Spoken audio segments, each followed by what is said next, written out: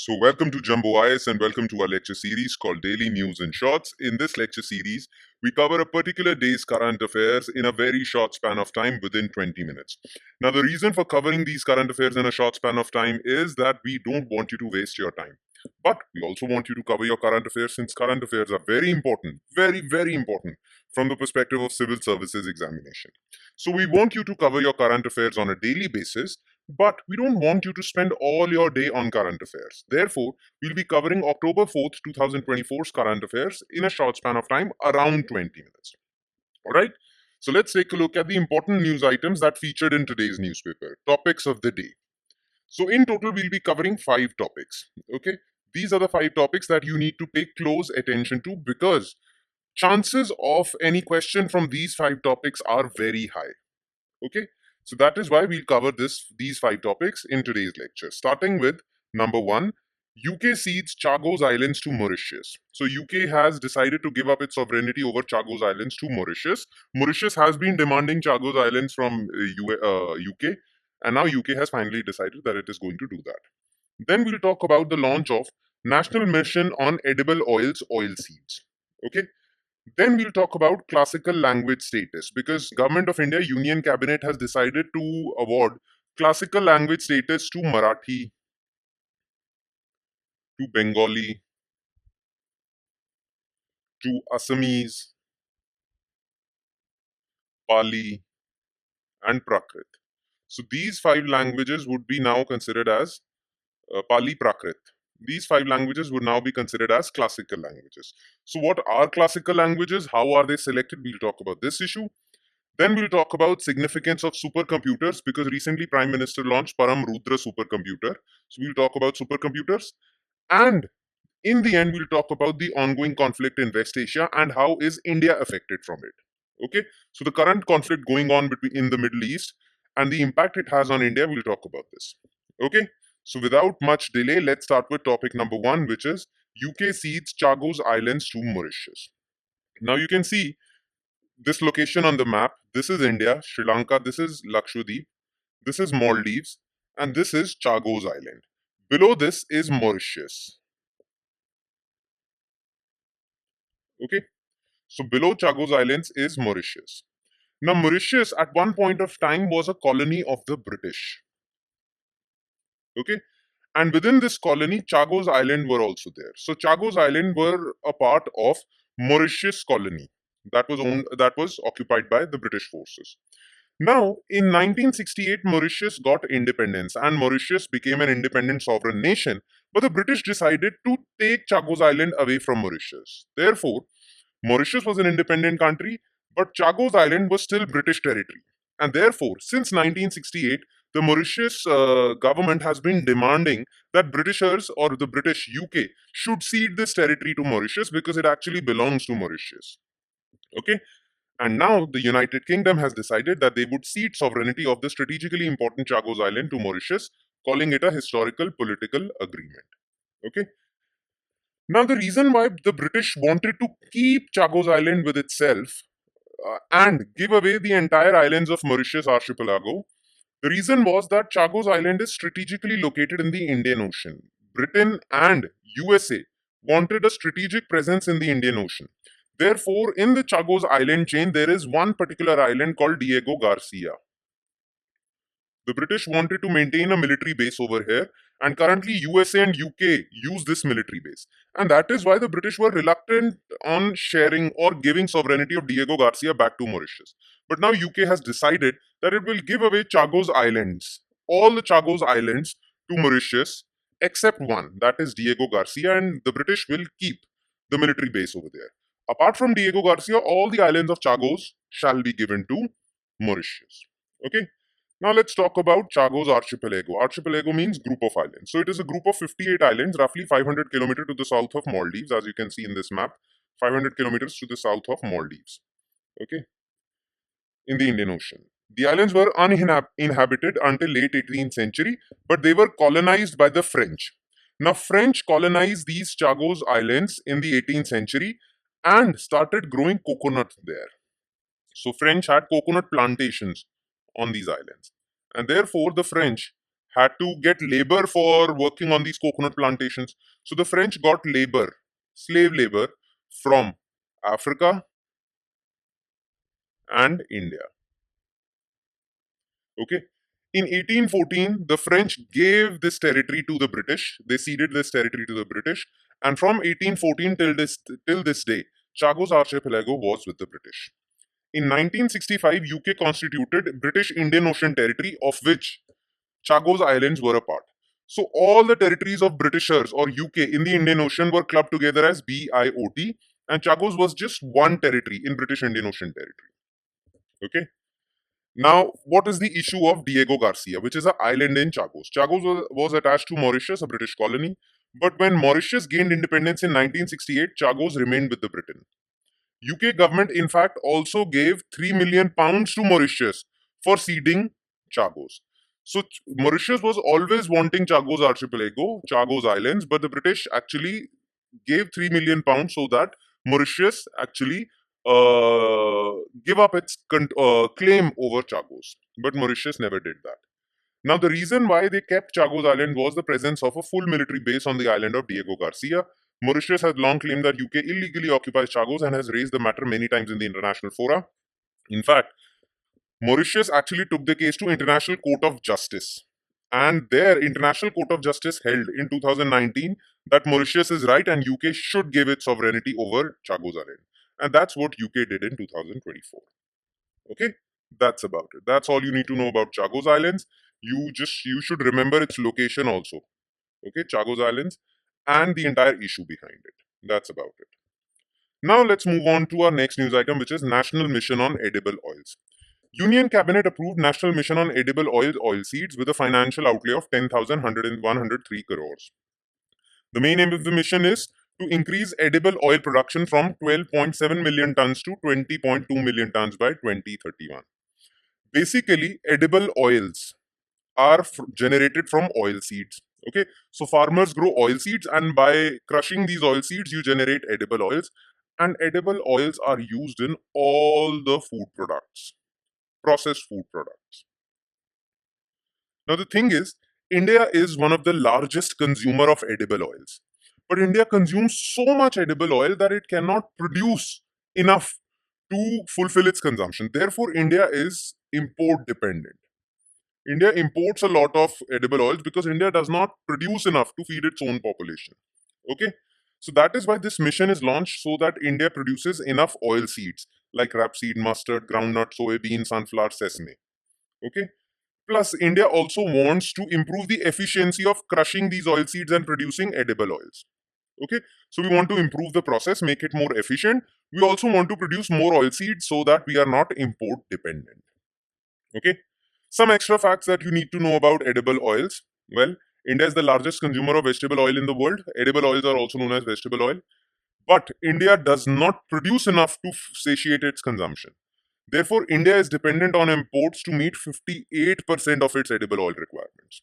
Okay, most of these imports are done from Malaysia and Indonesia. From Malaysia and Indonesia, we import palm oil. From Brazil and Argentina, we import soybean oil. And from Russia and Ukraine, we import sunflower oil. Okay, but we import a lot. Maximum of our imports are that of palm oil, because palm oil is used in almost 90% of processed foods. The biscuit, chips that you buy from the market. Okay, so India basically wants to be self-reliant as far as edible oils are concerned, because a lot of money gets wasted in these imports. India's import bill is quite high. Therefore, India wants to be self-reliant. For that, India needs to increase its oilseed production. And that is why we have launched National Mission on Edible Oilseeds. Okay, that's about it. Now let's move on to our third news item, which is classical language status. Now, why was this in news? Union Cabinet has approved the status of classical language for Marathi, Pali, Prakrit, Bengali, Assamese languages. Okay. Now, this status is very important for any language if that language wants to preserve its heritage and community's historical and cultural milestone. If a particular community wants to genuinely preserve its heritage and historical cultural heritage, it would benefit if that community has their language given the classical language status. Okay. Now, what is classical language status? This concept of classical language was introduced by central government in 2004, and Tamil was the first language to be declared a classical language. Then after Tamil in 2005, Sanskrit was declared a classical language. Then in 2008, Kannada was declared. Then in 2000 again, Telugu was declared. Then in 2013, Malayalam, and in 2014, Odia. So till today, six languages had the status of classical languages. Most of them were South Indian. Now, what is the criteria behind the selection of a particular language as classical language? The criteria is that the language should be old and ancient, plus it should have a recorded history, written history of over 1,000 years. And all these languages fulfill this condition. Now, whether a language should get get this status or not, this is examined by Linguistic Experts Committee.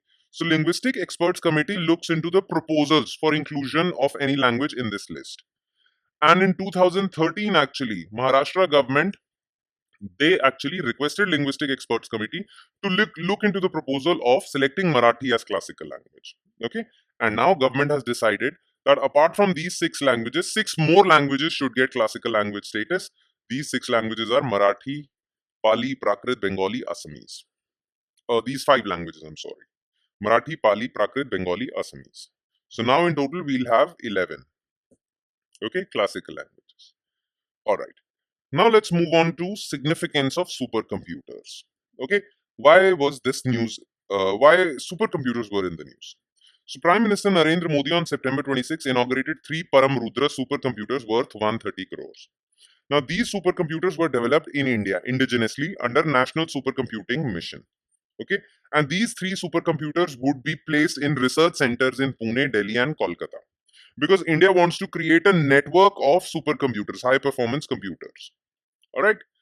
Now, the question that should be in your mind, if you have not covered this, if you have not studied this, would be that what are some supercomputers? So, supercomputers are those computers that have very high computational power, very high computational power, higher, way higher than even conventional computers. Now, as you know that the performance of computers is measured in MB, 8 MB RAM, 16 MB RAM, right? Similarly, the performance of supercomputers is measured in flops. Flops is actually a short form for floating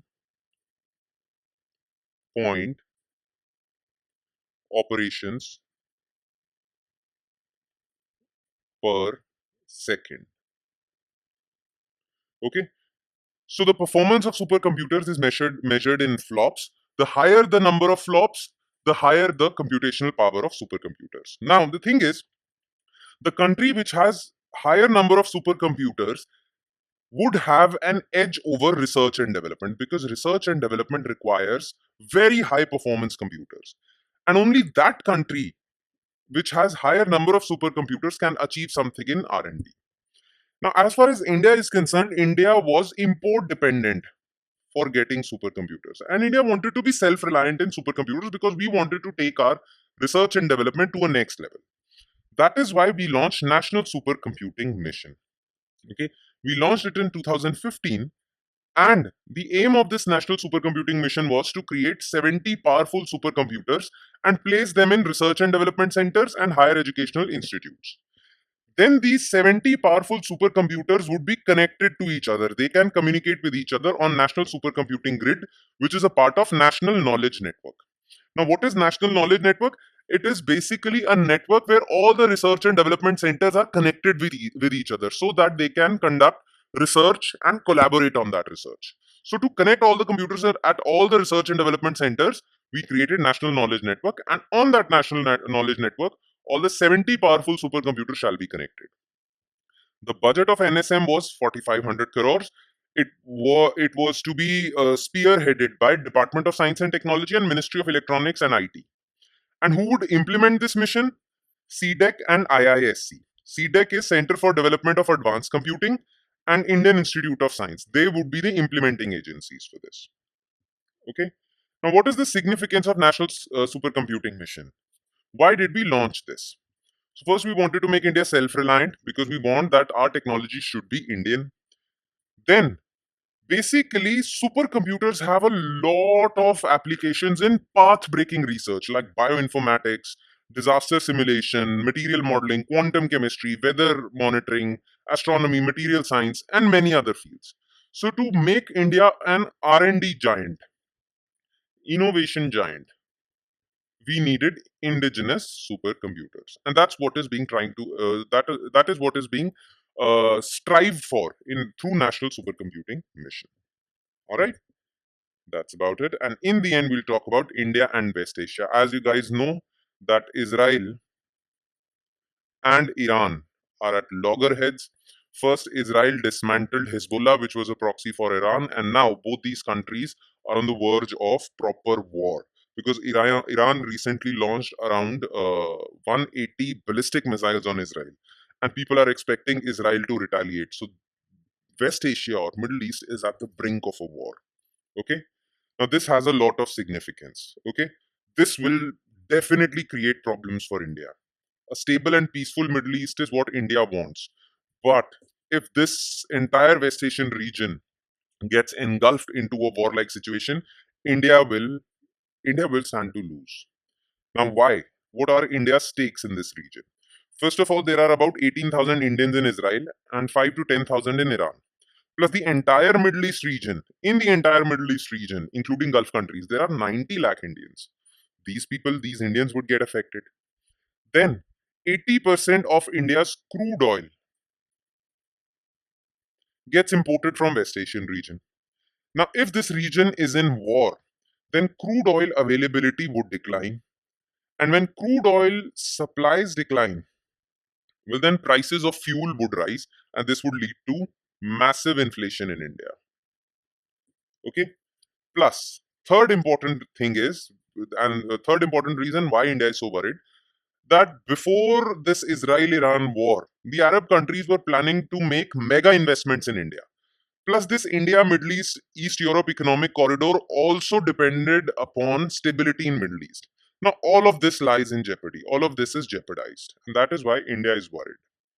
Okay? All right. On that note, we finish today's lecture. Thank you so much for watching, everyone. And I hope it has added value to your preparation, though it would add more value if you revise these current affairs. And you can revise them by downloading the PDF for this lecture. Okay? All the issues discussed in this lecture would be covered comprehensively in this PDF file. Now, you can download this PDF file from our Telegram channel. And where can you find our Telegram channel? Well, under this video, there is this comment section. The first comment would contain a link of this Telegram channel. Go to that, click on that link, follow our Telegram channel, and from there, you can download the PDF for not just this lecture, but all the other lectures featuring on our YouTube channel. On that note, I'll be signing off. Thank you so much, everyone.